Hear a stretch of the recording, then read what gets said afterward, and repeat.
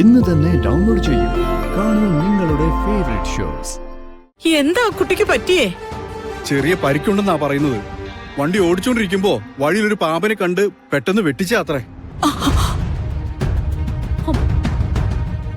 പാമ്പിനെ കണ്ടു എന്ന് പറയുന്നത് വെറും തോന്നലൊന്നുമല്ല, ഓടിക്കൂടി ആൾക്കാരും കണ്ടിട്ടുണ്ട്.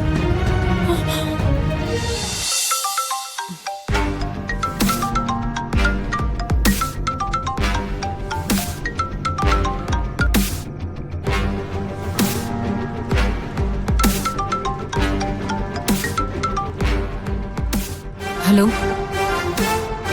മാം, ഞാൻ ഒരുപാട് തവണയെ ഗാദി ഫോണിൽ വിളിക്കുന്നു, കിട്ടുന്നില്ല. എന്തുപറ്റി? അത് നവീൻ, ഗാഥ ഒരു ബ്യൂട്ടി കോntestil കൂടി പങ്കെടുക്കുന്നുണ്ട്. അതിന്റെ റിഹേഴ്സലൊക്കെ നടന്നുകൊണ്ടിരിക്കുക. അവിടെ അവര് ഫോൺ അനുവദിക്കില്ല. ഓ, അതായിരുന്നു കാര്യം. തിരക്ക് കഴിയുമ്പോൾ ഗാദയോട് എന്നൊന്ന് വിളിക്കാൻ പറയും. യെസ്, ഞാൻ വിളിക്കാൻ പറയാം. ഓക്കെ. പിന്നെ ബ്യൂട്ടി കോൺടെസ്റ്റിന്റെ കാര്യം ഗാദയുടെ അടുത്ത് പറഞ്ഞിട്ടുണ്ടായിരുന്നില്ല. എനിവേ, ഒരു ബെസ്റ്റ് ഓഫ് ലക്ക് പറഞ്ഞേക്ക്. ഓക്കെ നവീൻ. ഓക്കെ മാം.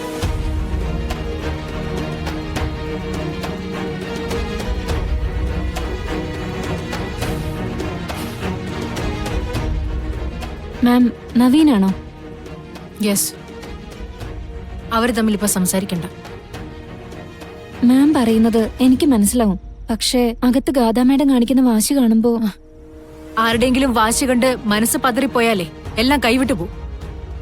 സോ എനിക്ക് ഗാഥയുടെ മുമ്പിൽ കടുംപിടുത്തക്കാരിയായി മാറേണ്ടി വരും.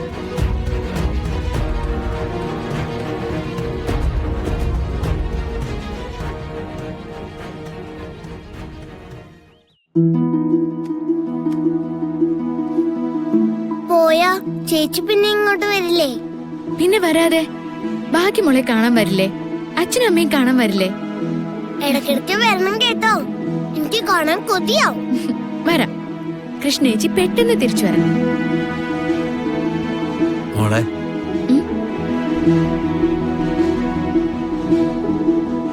മോളെ, ബസ്സിലിരിക്കുമ്പോ ബാഗ് സൂക്ഷിക്കണം കേട്ടോ.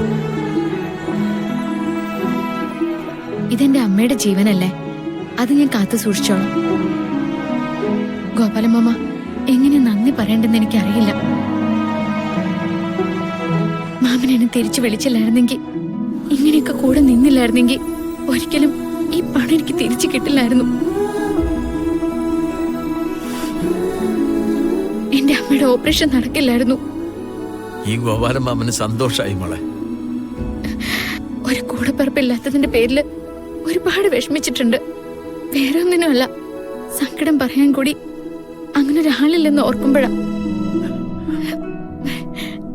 പക്ഷെ ഇപ്പൊ ആ സങ്കടം ഇല്ല കേട്ടോ.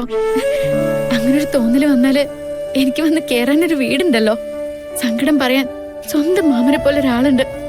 മോളെ, പോട്ടെ സുനന്ദേച്ചി, ഞാൻ എന്തായാലും വീണ്ടും വരും. അമ്മയുടെ ഓപ്പറേഷനൊക്കെ ഒന്ന് കഴിയട്ടെ. പിന്നെ അറബി സമ്മതിച്ചിട്ട് ഗൾഫിൽ നിന്ന് ലീവ് കിട്ടിയിട്ട് നിങ്ങളും അങ്ങോട്ട് വരുമല്ലോ. ഒന്ന് പോ മോളെ.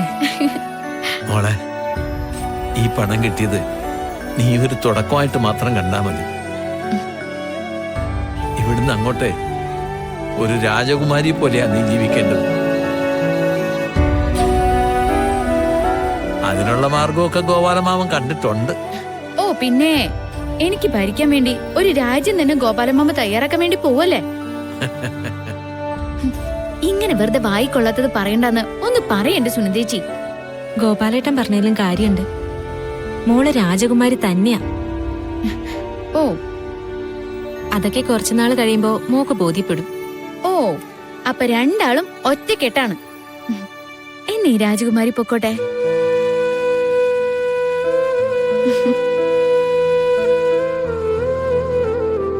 മോളെ, ചേച്ചി വരാട്ടോ. എന്നാ പിന്നെ മോള് വേഗം ഇറങ്ങ്, വൈകണ്ട. വെച്ചാൻ്റെ വരെ ഞാനും വരാം. ആ, അത് വേണ്ട ഗോപാലമ്മ, ഞാൻ പോയിക്കോളാം.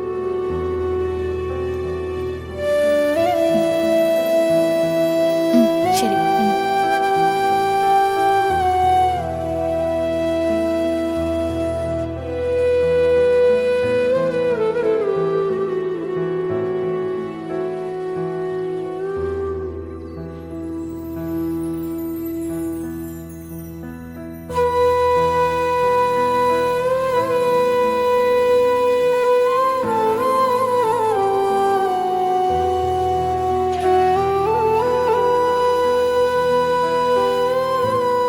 നമ്മൾ ഗതികെട്ട് കിടക്കുകയാണെങ്കിലും നമ്മളെ കൊണ്ടൊരു ഉപകാരം ചെയ്യാൻ പറ്റില്ലല്ലോ സുനന്ദേ.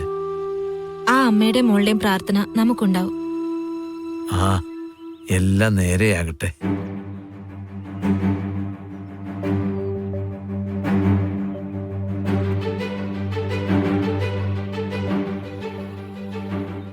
ഇന്നലെ ബന്ധുക്കളൊന്നും അധികം ഇല്ലാതിരുന്ന നന്നായി.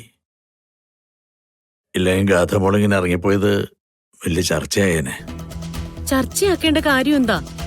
കൂട്ടുകാരിക്കൊരു അപകടം പറ്റി. ആ കുട്ടി മുന്നും പിന്നും നോക്കാതെ അങ്ങ് പോയി. അത്രയല്ലേ ഉള്ളൂ. അതൊരു നല്ല മനസ്സിന്റെ ലക്ഷണമായിട്ട് കണ്ടാ പോരെ? നവീൻ, കാര്യം നിങ്ങൾ പുതിയ തലമുറയാ. നിങ്ങൾക്ക് നിങ്ങളുടേതായ രീതികളുണ്ട്. അതിനിവിടെ ആരും തടസ്സം നിൽക്കുകയില്ല. പക്ഷേ എല്ലാവരും കൂടി ഒത്തുകൂടുന്ന സമയത്ത് പാലിക്കേണ്ടതായ ചില ചിട്ടവട്ടങ്ങളുണ്ട്.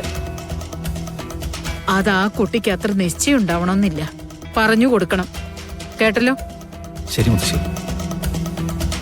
ചില സമയത്ത് അയാൾ എങ്ങനെയാണ് പെരുമാറുന്നതെന്ന് അയാളുടെ മമ്മിക്ക് പോലും ചിലപ്പോൾ ധാരണ ഉണ്ടാവാറില്ല. വിവാഹം കഴിഞ്ഞ് നമ്മുടെ കൂട്ടത്തിൽ ഒന്ന് നിൽക്കുമ്പോൾ കുറച്ചുകൂടി ഉത്തരവാദിത്ത ബോധം വന്നോളൂ. ഏയ്, അതിന്റെ ഒന്നും ആവശ്യമില്ല. ഇവിടെ ഇപ്പൊ ഞങ്ങളൊക്കെ ഇല്ലേ? ഗൗരവക്കാരായിട്ട് ഞങ്ങളൊക്കെ തന്നെ ധാരാളം. ആ കുട്ടി ഇങ്ങനെ ചിരിച്ചും കളിച്ചും ഒക്കെ തന്നെ നടന്നോട്ടെ. അതിനെന്താ? സാറേ താനിത് എവിടെ പോയി കിടക്ക വരുന്നത്? സാറേ, ഒരു പ്രശ്നമുണ്ട്. എന്താ? ഗാഥമാഡത്തിന് ഒരു ആക്സിഡന്റ് പറ്റി. ആശുപത്രിയിലാ.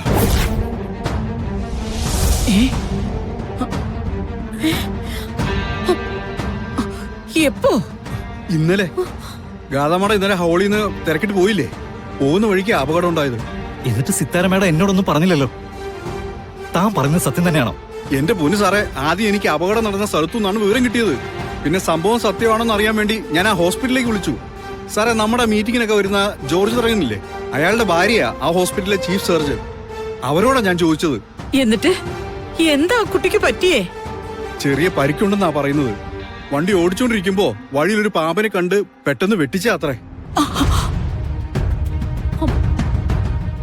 പാമ്പിനെ കണ്ടു എന്ന് പറയുന്നത് വെറും തോന്നലൊന്നുമല്ല. ഓടിക്കൂടി ആൾക്കാരും കണ്ടിട്ടുണ്ട്.